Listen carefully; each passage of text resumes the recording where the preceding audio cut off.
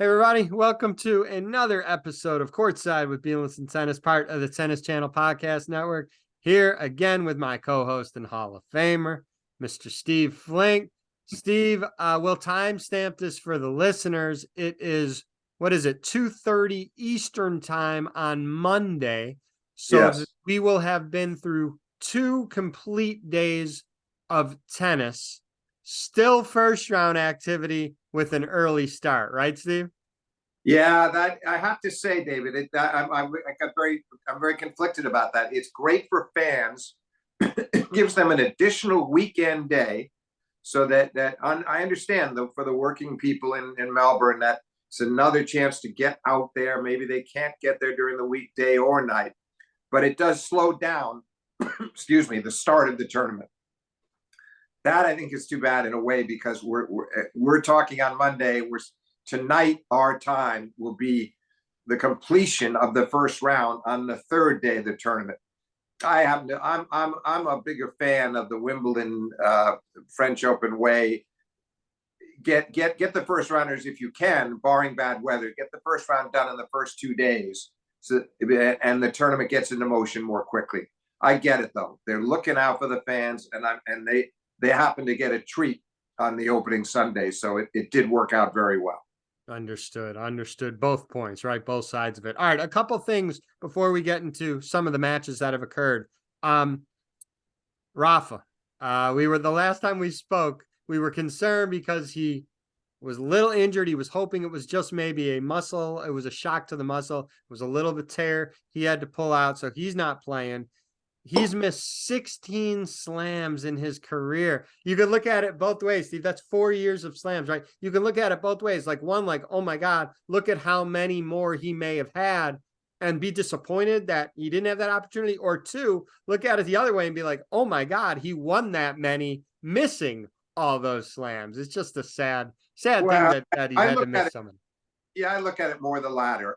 I mean, and also, had he played those additional 16 and the wear and tear in his body, I doubt he'd still be around today. And I think he knows that. So it's worked out pretty well. And he never thought he'd be approaching 38 and still in the game with maybe some fleeting chances left. It's worked out well. You're right. It's a lot of slams to miss. And he's commented on it himself as well. I think he laments that, but I think he also knows, just imagine how much more punishment his body would have taken for those 16 slams. Well said. And also, there was an article about I think on the ATP and WTA, I believe it was joint. They talked about the new balls, the new tennis balls, maybe moving forward, working on some sort of plan where what we addressed in our last episode as well, Steve, there's just too many injuries going on, maybe keeping it more consistent. Also with the no more real late scheduling, that's still happening in Australia, but they're looking at curtailing some of that stuff. So that'll be nice. The other thing, and we're not going to get into it because they just came out and we don't want to spoil it for anyone, but the Breakpoint episodes, season 2, I watched them.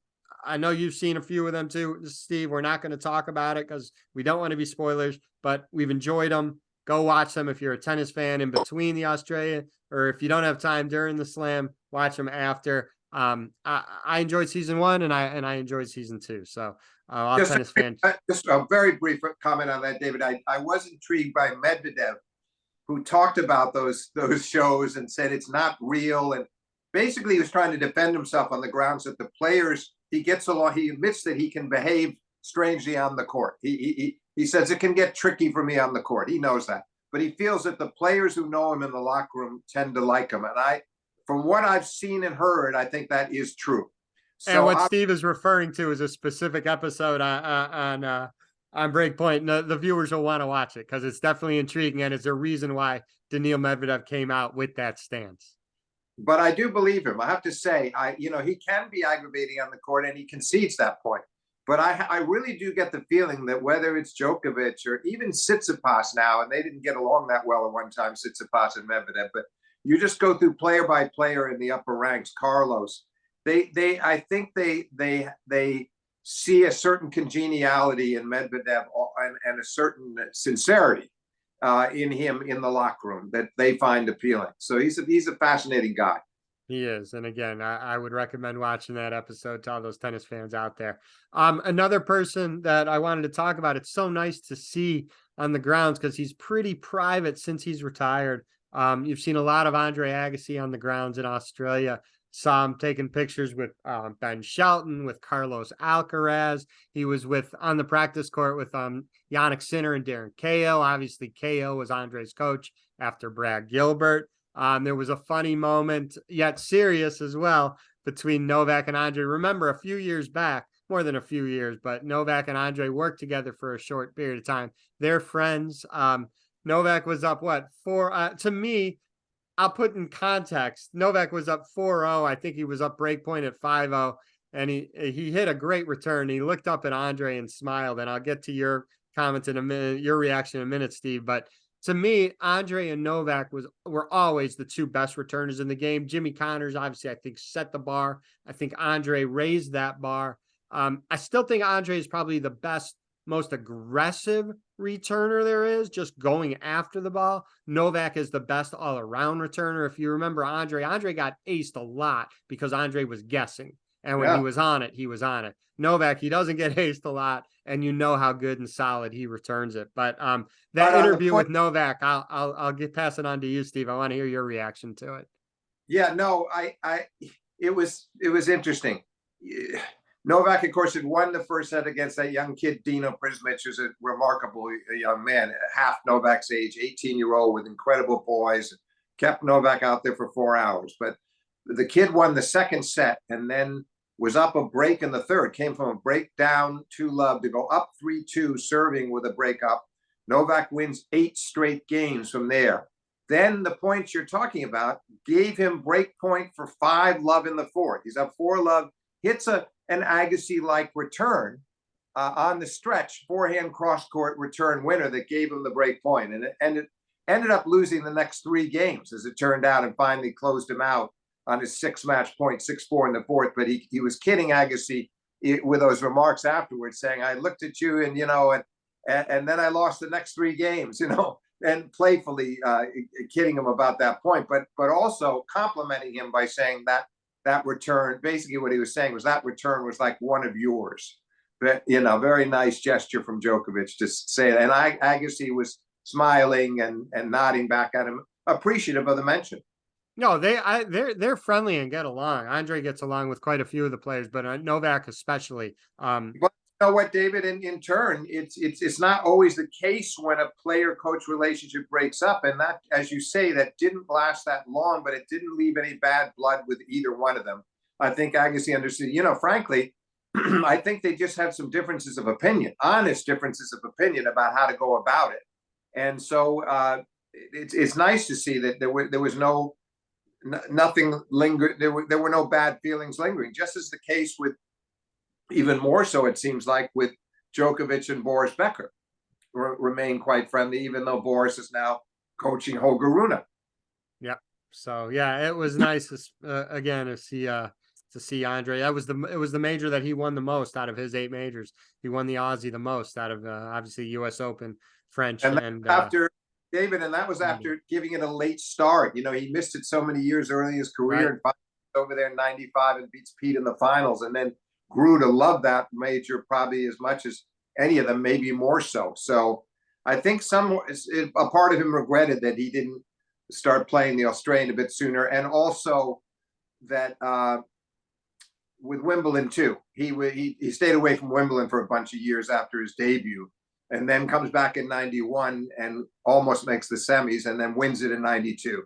So I think he realized in both cases those were majors that suited him for different reasons. 100%. Yep, agreed. All right, let's go to the tennis itself. A name that has been missing for a bit and she's back now. She's with actually Mark Lucero, who's traveling with her. Mark, I've had on the pod, very nice guy, very good coach. He's coached other Americans out there. Amanda Anisimova with a nice first round win. We have not heard from her. She came on tour Said some really good results really fast. And then I remember her father, right? Her father, I think, passed away unexpectedly as she was getting ready for a US Open. And it's kind of been a little bit rocky, understandably so. It's nice to see Amanda Anisimova back on tour. Oh, it is. And she's a very gifted player, a real talent. Certainly wouldn't be surprised to see her get back to the top, be in the top 20. That would be no shock to me. It'd take her a while, but she's got some real gifts out there, and it's glad. I think everybody's happy to see her back. Coco Gauff, I'm really curious, to see how this is the very next slam of hers after she won the previous one, right? After she won New York. So she's now not the defending Aussie Open champ, but she's the most recent Grand Slam champ. And you're always curious to see how they reacted. Is there more pressure on her? We talked in our previous episode that she's just bigger, stronger. They mentioned about being stronger yesterday on the broadcast. Walking out there and playing with more like a swagger and just so much confidence. After a choppy first set yesterday, she rolled in the second, easily winning. The second round opponent is interesting, Steve. I expect Coco to win, but she's going to play Caroline Dolehide. Now, for those that remember, Caroline Dolehide, she's from Hinsdale, Illinois. It's about 25 minutes from where I currently live. Caroline made the final of Guadalajara late last year against Maria Sakkari. Sakkari won, but Dolhide's a bigger physical player. She can give Coco some problems. It's not like Coco's going to easily hit Caroline off the court. Again, I expect Coco to win, but this could be a little bit tricky of an opponent. Yeah, I agree. I think she'll be ready for it, though. But one interesting, fascinating development there, we should briefly talk about it, David, is that Brad Gilbert in the offseason, I'm not sure exactly when he did this. He took Coco to Andy Roddick for a couple of days. Roddick worked on her serve. That says a lot to me about Brad Gilbert, that he has enough security in himself to not worry about farming something out like that if he couldn't pinpoint what he wanted to change in Coco's serve or what he might want to have her consider. So he brings her to Roddick, and she seems very pleased. It's more of an abbreviated motion. He changed her toss. But the bottom line is I think that could end up making a big difference, because I think that serve could end up being the real cornerstone of her game. Should be. First serve has always been terrific, but now maybe with a more reliable toss, it'll be better than ever. And I'll be keeping an eye on that this tournament. But she commented on it in her post-match interview after the first round and talked about how it simplified the toss now, and that she felt like Andy is one of the all-time great servers, so why not listen to him? But I believe that speaks volumes about Gilbert in terms of how he looks at himself and not being afraid to get other voices involved if he doesn't feel he personally has the solution. I mean, that's the definition of wanting to get a player better, right? Get with someone, if it's not your strength, get her with someone whose strength it is, who can help that player. So good on Brad for doing that. Stick with the young American, but on the men's side, Ben Shelton versus RBA, right? That's a tricky match. I was interested in that match. I'm like, if Batista Agut could get his teeth into that match, that could get dicey. Very mature straight set win for Ben Shelton. Well, fortunately, he escaped some early difficulties on his serve, and he won the first easily 6-2. And then he got through the next two 6-5. And he did say that even with it being a 2-6-5 match, that it was very physical. I think he was glad that he got it done in straight. It's not quite the same RBA we knew back 4 or 5 years ago. He doesn't have the same confidence, and maybe he's slightly past his prime now, but he's still such a hard out because he gets so many balls back. He just doesn't believe in himself on the big points as much as he once did. But that was a good start for Ben Shelton. I mean, a lot of people hoping to see him play Novak Djokovic again. If he can win 2 more matches, they could meet in the round of 16. But that was certainly a nice start for Ben, who had that great run to the quarters last year for losing to Tommy Paul. So that was kind of the start of his emergence. That was his first trip abroad. Now he is, as he said, he feels like he's come back home this year to Melbourne. Yeah, I thought it was a very, like I said, previously mature win, and we'll see how Ben continues on through the draw. another person that's disappointing result, not so much that he lost, but in the fact that it was more one-sided than I think himself and most all tennis fans believe. Andy Murray losing in straight sets to Echeverry. Echeverry's a very good player, but usually we're used to seeing Andy, really playing these tough, long, close matches, especially in majors the last few years in the first and second round. It was pretty routine, which was kind of sad to see. Yeah, it was a hard fought first set 6-4, and then thereafter he was really essentially obliterated. And it was even more difficult to watch the clip of his press conference talking about retirement and wanting to do it on his own terms and not being sure yet, but obviously evaluating it with some real hard integrity. In other words, not kidding himself. He knew he'd been beaten badly. And it was doubly jarring, David, because he felt like for the past 10 days, he'd been playing really well in practice. Now, he knows there's a mountain of difference between practice and match play. But nonetheless, he obviously went in with a positive attitude and surely expected to do a lot better than that. So it could be that retirement is not that far away, but he shouldn't be ashamed. He's extended his career a good 5 years more, 7 years than he might have expected, because it looked like way back when that he was going to retire right here. They even had a ceremony in Australia because he thought he was going to retire. So the fact that he's been able to extend his career, and not on Djokovic or Nadal terms, but at least to the point where he's put in many respectable performances and been the beneficiary of great crowd support wherever he goes. So it's a tough time for him, though. We'll see where it goes from here. And he even, I think, was quoted in saying this may be the last time, I'm playing in Australia. So we'll see. Hopefully he can still have some good results before he retires for good. Another match I want to talk to you about. It was a fun match to watch, but gosh, the match should have been over 2 hours before it really ended. Was Felix Auger-Aliassime versus Dominic Thiem.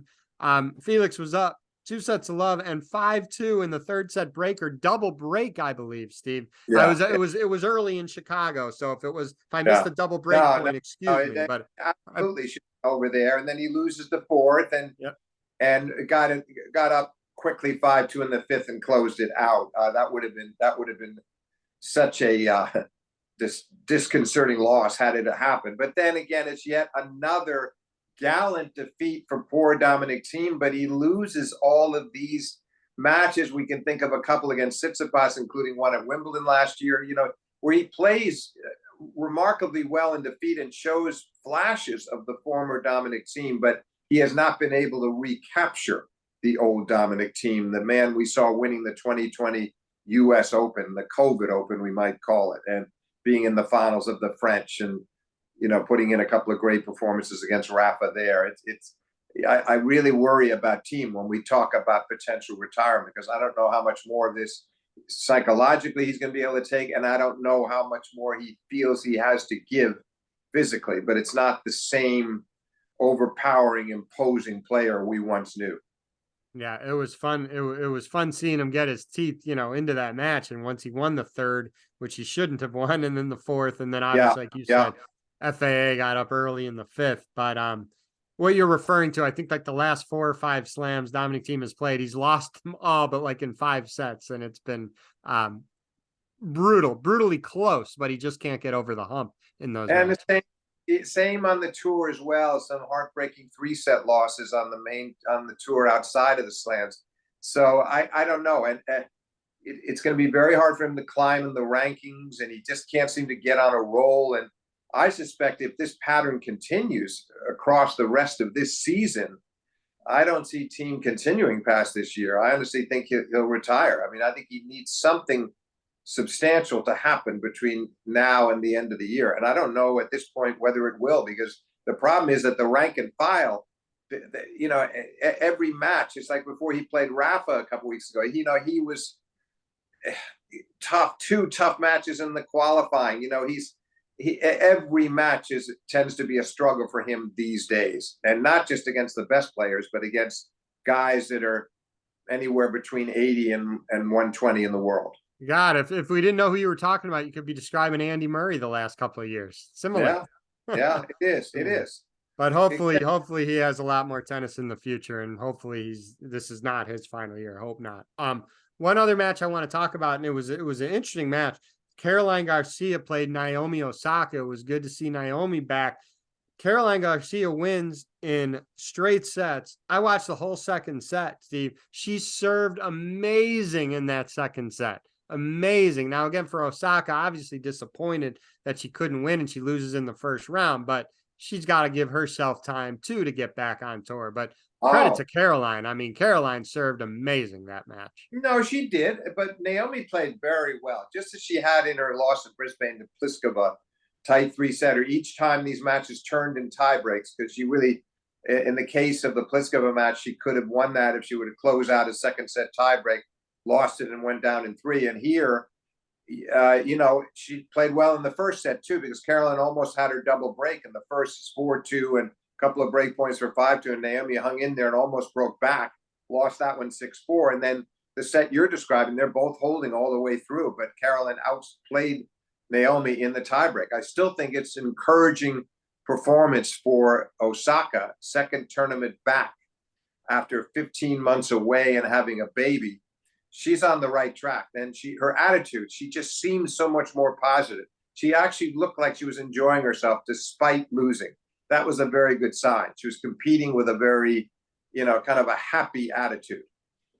Something that was missing from her when we all were seeing her struggling on court. So that is good to see. Let me ask you, we'll do some quick hitters about some matches tonight and other second rounders. Again, we don't want to project too far because we know there's going to be some upsets and different results, but there's some entertaining matches tonight, Steve. So quick hitters, are you ready? Sure. Iga Swiatek versus Sofia Kenin. Yeah, listen, this is the battle of Grand Slam champions. It could be, I could see it being a little bit time. Still going with Iga, but I'm not shocked if it goes 3. Richard Gasquet versus Carlos Alcaraz. Gasquet is the perfect foil there. I mean, I think that Carlos is going to breeze through that. The tennis is going to be great, and Gasquet will put on a stellar shot-making display, as he always does, with that flashy one-handed backhand. But I'd be very surprised if Carlos loses a set, despite the fact that he didn't play any warm-up tournaments and he's trying to get himself match tough right now. I think it's the perfect kind of match for him to start. I see sort of a 4-4-4 for Alcaraz. Camille Giorgi versus Victoria Azarenka.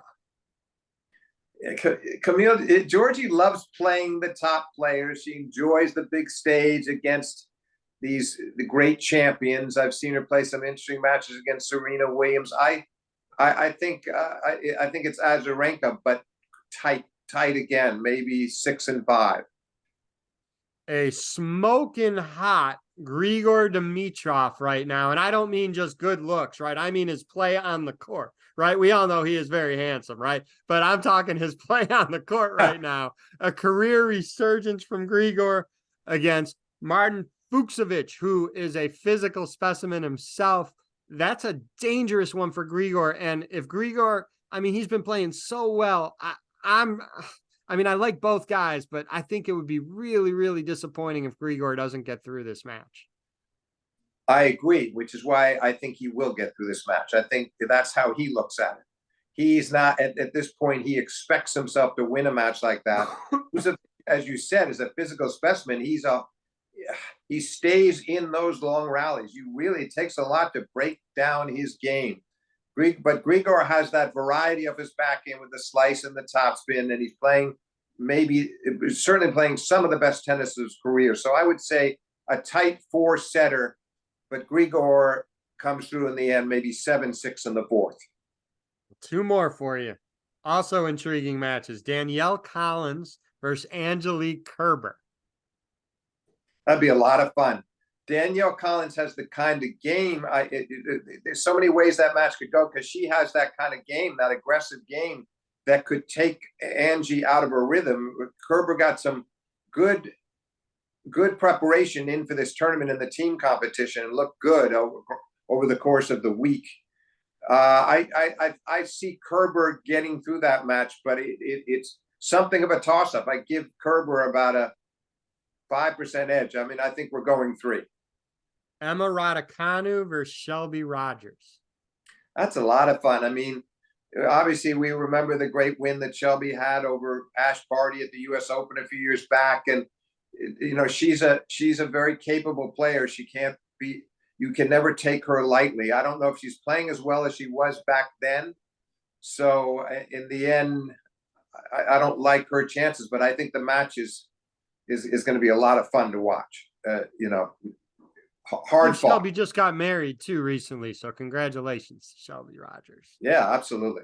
All right, well, I lied. I have one more for you, but it's not tonight. I think it's the day after. It's a second round. It's also a second round match. 16-year-old Mira Andreeva versus Ons Jabeur, which will be interesting. A lot of fun. I mean, obviously, Ons has really got to impose herself. I hope she. The always thing. I always get a bit concerned about Ons's nerves, not her game, because I think there's so much versatility in her game. But is she going to get tight playing a young player like that? You know, feel a lot of pressure. I can see that match going 3 sets, but I like Ons to win it.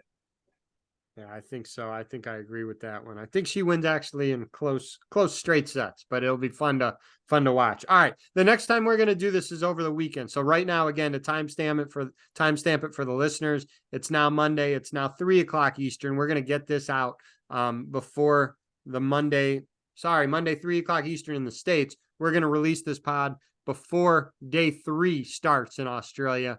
The next time we do this, we'll do one over the weekend, Steve. So we won't be we'll do a good type of mid recap, and we'll see where we are at that point. Does that sound good?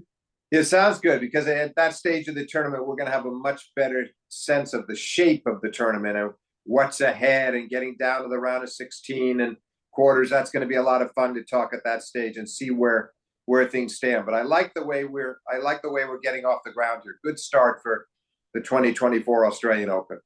Good start. And for those that are in the States, depending on where you live, stay warm. I'm in Chicago. It was negative 14 degrees when I woke up this morning. So I should have said, if the Zoom, for those that watched us on video, if the Zoom looks frozen, it's not. It's just that I'm frozen. It's that cold in Chicago. But we're making it through, and thankfully the heat's working in the house. So with that, God willing, we'll see you next weekend, Steve. Okay, David. Thank you.